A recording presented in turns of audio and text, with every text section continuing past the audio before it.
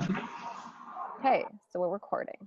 All right, so we'll get started. So, good morning. I'm Sara, and I am Morning. the local food coordinator for the Central UP in the Upper Peninsula. And this morning we are joined with Brice from Velodrome Coffee. How's it going, Brice? Hey, not too bad. Yourself? Doing pretty good. It looks like you're in your Awesome. in your shop right now. Yeah, I'm in one of the little nooks in our shop. I'm trying to sneak away from the noise. Right on. So, I guess tell us, our local difference audience, tell me who you are and where Velodrome is located and what you guys do. Yeah, for sure. So Velodrome Coffee Company, we've been around for almost 3 years now. We're located across from the Marquette Food Co-op in downtown Marquette. And we're a coffee shop and roastery. And kind of our big thing is we try to source our coffees directly as we can with the producers we work with across the globe. And so a lot of times that means traveling to their farms, visiting them and meeting with their families and buying coffee that way. I guess to supplement some of our inventory as well, we buy coffee from people that we know and people that we know have been to the farms and trusted relationships. So yeah, we buy all of our green coffees directly as we can. We roast it in small batches. We quality control every roast, and yeah, we also happen to serve it out of our cafe.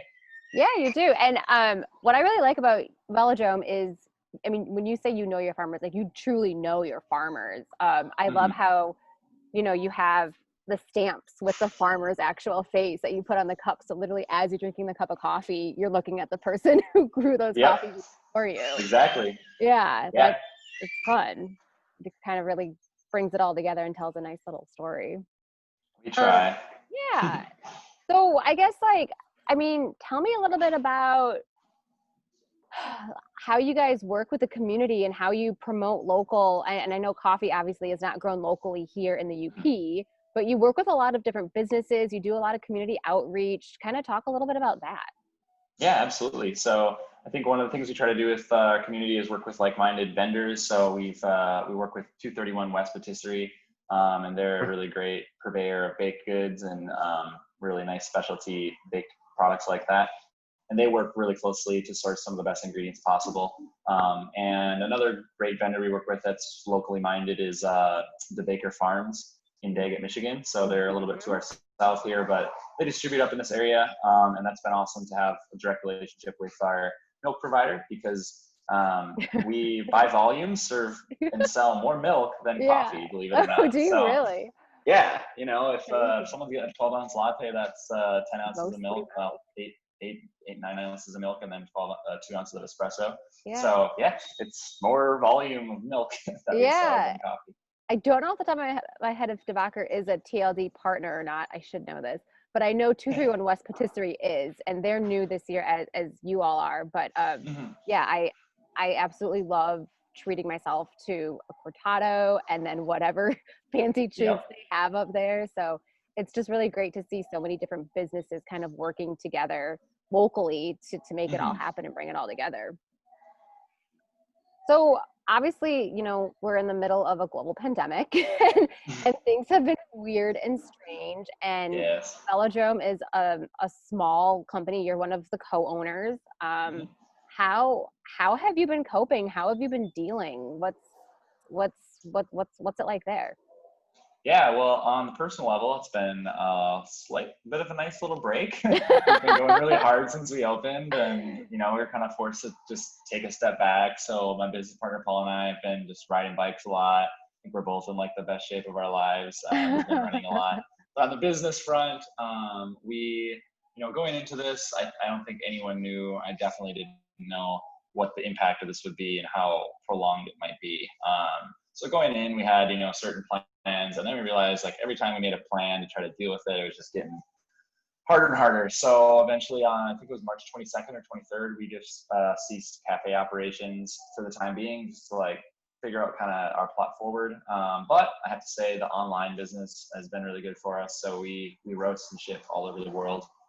So that really picked up considerably. So that was great to be kind of dive into that. So we kept roasting. We kept trying to move as much volume as we could through that. We kept doing the online. We had a little bit of wholesale as well. Like grocery stores were still open, obviously, so we were still Mhm. filling the shelves at grocery stores. So it kept us a little busy through that time.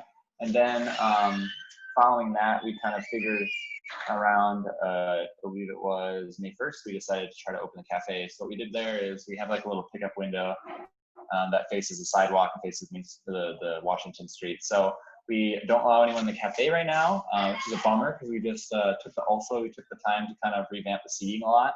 So it's a whole, I'm really excited when we can let people in because it's very different here. I can't wait to see it. The vibes are just so much more loungy and like relaxed and chill. So we're excited for that. But for now, we're excited to serve out of the pickup window. We've been doing delivery as we were kind of ahead of, I think, all the people getting back to work. We were a little bit on the cusp of that. So we decided to do delivery. We're probably going to be discontinuing the delivery here shortly, but hopefully expanding our hours for the pickup window. So that's kind of where we've been at. It's been a massive financial hit, but so it's been that way for everybody. Yeah. So I'm definitely not complaining. Feel very blessed and lucky to live in a place where we have the resources to rebound. We have great employees. We have amazing customers. And so, going forward, our goal is to keep everyone safe, customers and staff. And then I guess our second goal would be to just start selling as much coffee as we can again, because all of our partners in Nicaragua and Guatemala and Honduras and all these people we work with, Papua New Guinea, they don't have the resources we have. They definitely don't have the social safety net that we do. So we want to buy as much coffee from them as we can, because that's the way we can help. Yeah. So absolutely. That's what we need to do. Just drink more coffee, buy more coffee, right. keep the trade going. So you mentioned that you roast and you ship your own coffee all over the place. And I know Taste Local Deliverance is going to help you kind of expand that in the state of Michigan. But just for people kind of tuning in right now, if they're not here in the UP, is there any place in Michigan that they could go to snag a bag of your coffee? Absolutely. So we work with Econo here in Marquette, grocery store, probably going to be working with more of their locations shortly. We work with the Keweenaw Co-op up in Houghton, Hancock area, so you can go there. We've got a number of wholesale accounts up there. One's called Be Well Cafe. It's like this new, very healthy, like smoothie, like lunch spot. That's driving some really great vibes up there in Hancock, so you can check it out there. We've got our stuff at the Co-op here. I'm just trying to think about downstate and like Wisconsin area. We're working on Wisconsin a little bit in the downstate area, but yeah, I guess if you're striking out on any places, the grocery stores, just go to our website at velodromecoffeecompany.com, the longest URL in the world, and click shop and find our coffee there. And you guys are on Instagram too, and your Instagram is absolutely beautiful. It's a lot of fun to follow along as well, so be sure to check them out there.